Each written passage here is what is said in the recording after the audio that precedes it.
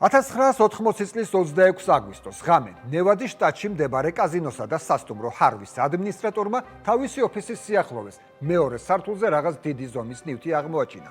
ნივთს ნაჭერი ჰქონდა გადაფარებული, რომელზეც IBM-ის ლოგოტიპი იყო ამოტვიფრული. ზემოდან წერილი იყო, რომელშიც გამომგზავნი იტყობინებოდა, რომ ნაჭრის ქვეშ თვითნაკეთი ბომბი იყო, რომელიც ისეთი სიმძლავრის იყო, რომ არათუ კაზინო ჰარვის უკლებლივ ყველა სათამაშო დაწესებულების აფეთქება შეეძლო 100 მეტრის რადიუსში. რაიონი ნევადის შტატში, სადაც კაზინო ჰარვი და კიდევ 4 სათამაშო კლუბი იყო განთავსებული, State Line-ის სახელით არის ცნობილი და სიმართლე რომ ითქვას, ლას-ვეგასის მასშტაბებამდე და გაქანებამდე ბევრი უკლია. და მაინც ნებები აქაც ისევე დუღდა, როგორც ვეგასში და შემთხვევები, როდესაც გაკოტრებული მოთამაშე კაზინოს დაშანტაჟებას ცდილობდა და დაჟინებით მოითხოვდა წაგებული ფულის დაბრუნებას, ზოგჯერ აქაც ხდებოდა. იყო რამდენიმე შემთხვევა, როდესაც კაზინო იღებდა წერილს, მოთხოვნით მიეცათ $1,000,000 და თვითმფრინავი მექსიკამდე. თუმცა ასეთი შეტყობინებების შემდეგ FBI მაქსიმუმ 2 საათის განმავლობაში პოულობდა ტერორისტს, რომელიღაც ადგილობრივ მოტელში და თან უგონოდ გალეშულს. გამოფხიზლების შემდეგ ატირებული რომ ითხოვდა პატიებას. მაგრამ ახლა ამ შემთხვევაში ფედერალური აგენტები სულ სხვა რამეს შეეჯახდნენ, რადგან ბომბი მართლა არსებობდა და ის აბსოლუტურად ნამდვილი იყო. ასაფეთქებელი ობიექტი წარმოადგენდა 2 ყუთს, ერთი მეორეზე დადგმულს. ზედა ყუთზე, რომელიც ზომით უფრო მომცრო იყო, ჰქონდა 28 ჩამრთველი და 28-ვე ჩართულ მდგომარეობაში იყო. მოცულობით წერილში, რომელიც ბოროტმოქმედმა დატოვა, ნათქვამი იყო, რომ ბომბის გამორთვის კომბინაციის გამოცნობა შეუძლებელი იყო. გამოთვლად შეუძლებელი იყო და მეტიც, კომბინაცია ზეპირად არც თავად ბომბის შემქმნელს ახსოვდა. ტერორისტი ასევე იუწყებოდა, რომ ბომბზე ნებისმიერი მანიპულაცია იქნებოდა ეს გადატანის მცდელობა, მისი გახსნა, წყალში ჩაძირვა, მოკლედ ნებისმიერი რამ ბომბის დაუყოვნებლივ აფეთქებას გამოიწვევდა.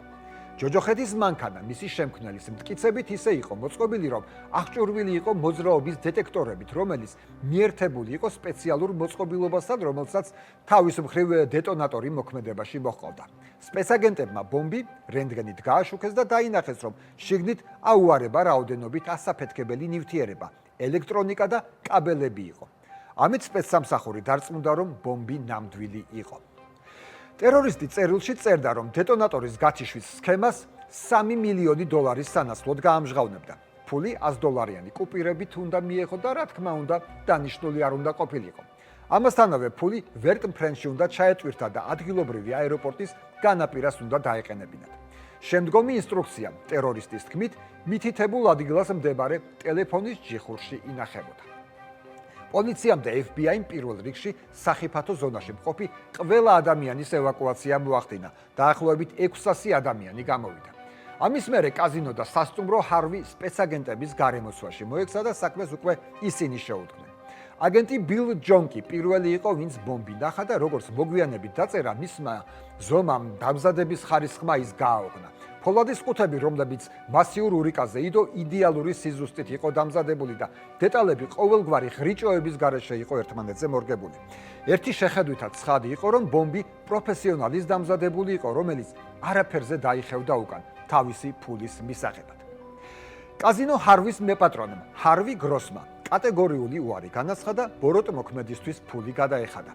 გროსი ძველი ყაედის კაცი იყო, ცხოვრებაში ყველაფერი ნანახი და გამოცდილი ჰქონდა და თავისი ბიზნესი ბევრი წლით ადრე რამდენიმე სათამაშო ავტომატით დაიწყო, სადღაც სარდაფში.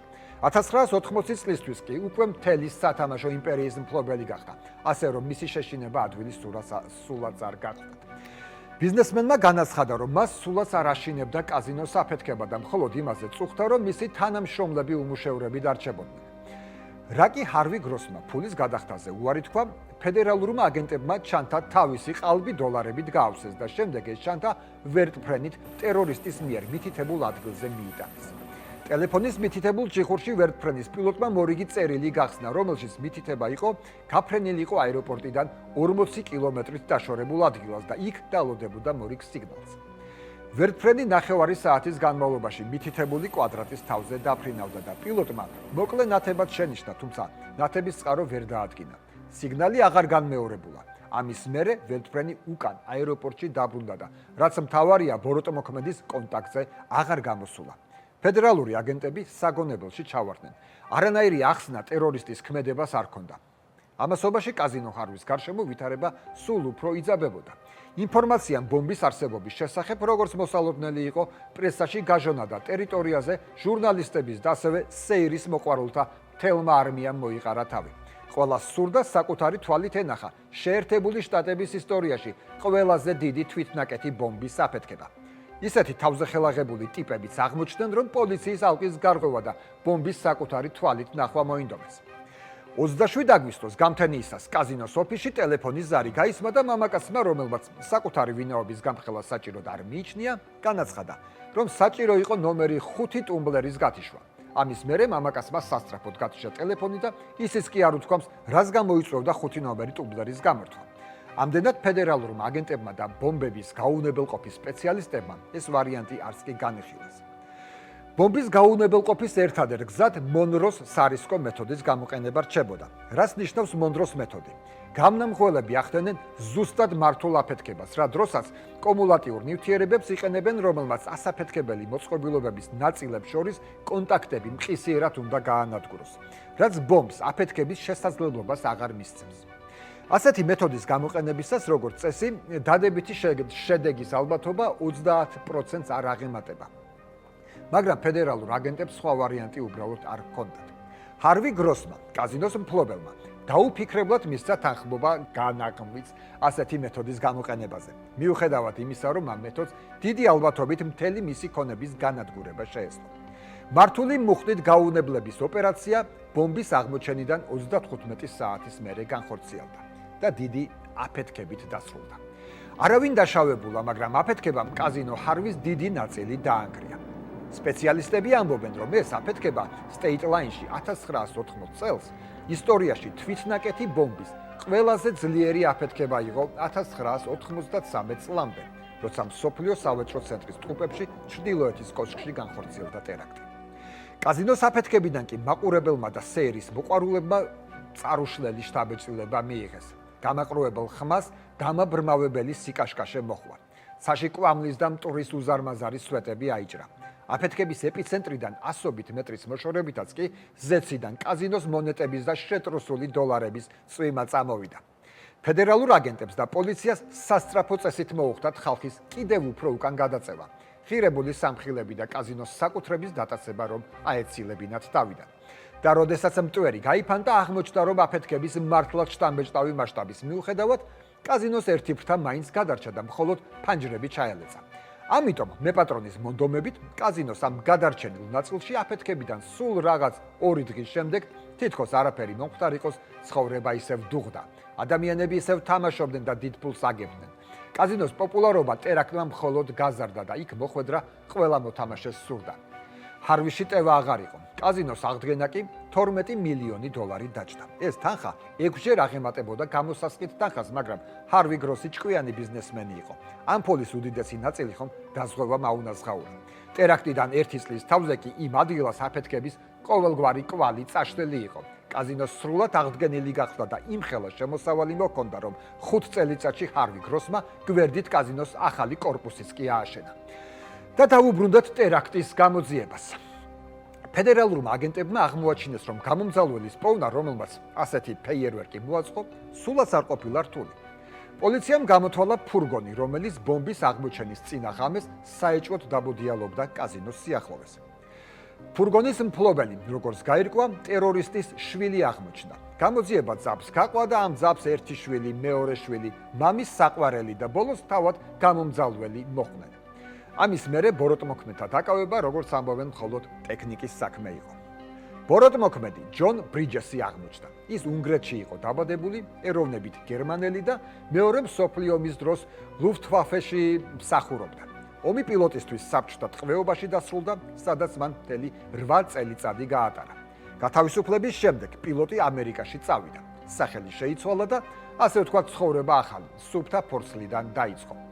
უკვე ასაკ შეპარული ბრიჯესი აზარტულმა თამაშებმა გაიტაცა და მთელი თავისი ცხოვრების დანაზოგი, რაც $750,000 შეადგენდა, ახლანდელი კურსით $3 მილიონი, კაზინოში წააგო. ასე აღმოჩნდა 58 წლის ჯონის სრულიად გაკოტრებული, არაფრის მქონე და იმდენად მძიმე მდგომარეობაში, რომ შვილისთვის მოუხდა ეთხოვა კომუნალური გადასახადები მაინც გადამიხადეო. ასე და ამგვარად 1979 წლის შემოდგომაზე უიღბლო მოთამაშემ კაზინოს დანახმვის გეგმა მოიფიქრა. ასაფეთქებელი ნივთიერება, რომელიღაც მშენებლობაზე მოიპარა, სადაც მთის ქანებს აფეთქებდნენ შემდგომი მშენებლობის მიზნით. ამის მერე ჯონი საკუთარ გარაჟში ჩაიკეტა და რამდენიმე თვის მერე საკუთარი კონსტრუქციის ბომბი მზად იყო. პარალელურად ჯონი კაზინო ჰარვისაც ესტუმრა. საზომით ჯიბეში და კაზინოს ლიფტების, კიბის უჯრედების და გასასვლელების ზომები აიღო, ბომბის შეტანისას სულალური შემთხვევითობის მსხვერპლი რომ არ გამხდარიყო. ჯონმა იცოდა, რომ მარტო გეგმას ვერ აღასრულებდა და თანამზრახველებად თავისი ორი შვილი და საყვარელი გაიხადა. თავდაპირველად სამივე მათგანმა ეჭვი გამოთქვა ამ საქმის წარმატებით განხორციელებაში, თუმცა საბოლოოდ ჯონმა ისეთი სურათი დაუხადა და ისეთი ზღაპრული ცხოვრების პერსპექტივა დაუსახა, რომ სიხარბემ კეთილგონიერებას გადასცალა. მას მერე რაც ფურგონის დახმარებით თანამზრახველები აიყვანეს, სასჯელის შემსუბუქების დაპირებით სამივემ შვილებმაც და საყვარელმაც ხელი ჯონისკენ გაიშვირეს და ყველაფერი თქვეს, რაც იცოდნენ და რაც არ იცოდნენ. ჯონს სამუდამო პატიმრობა მიესაჯა. 16 წლიანი პატიმრობის შემდეგ კი ციხეშივე ღვიძლის კიბოთი გარდაიცვალა. ხომ რამდენი წელია გასული და მისი დამზადებული ბომბი დღემდე ითვლება ყველაზე რთულ ხელნაკეთ მოწყობილობა და ეს ბომბი დღესაც რომ არსებულიყო, მისი გაუნებელყოფის მეთოდის სპეციალისტებს დღემდე არ მოუფიქრებიათ. და ბოლოს ის კითხვას, რომელმაც FBI-ის აგენტებს თავგზა აუბნია. რატომ არ მისცა გამომძალველმა სიგნალი ვერტფრენს? ამ შემთხვევაში ხომ ფული უკვე მას ექნებოდა და მართლმსაჯულებისგანაც თავის დაღწევის გაცილებით მეტი შანსიც ექნებოდა. ამ კითხვას, რომელზეც FBI თავს იმტროვდა, აღმოჩნდა, რომ სრულიად იდიოტური, ბრიყვული პასუხი ჰქონდა. დანაშაულის ასე პროფესიონალურად დაგეგმვის შემდეგ ბოროტმოქმედმა უბრალოდ ფანარი არ შეამოწმა, რომელსაც ბატარეები დაუჯდა. და სანამ ტერორისტი და მისი თანამზრახველები სიბნელეში გიჟებივით დარბოდნენ, რომ რომელიმე მანქანისთვის აკუმულატორი ამოიღოთ და სიგნალის გასაშვებად გამოეყენებინათ, ფულით სავსე ვერტფრენი გაფრინდა.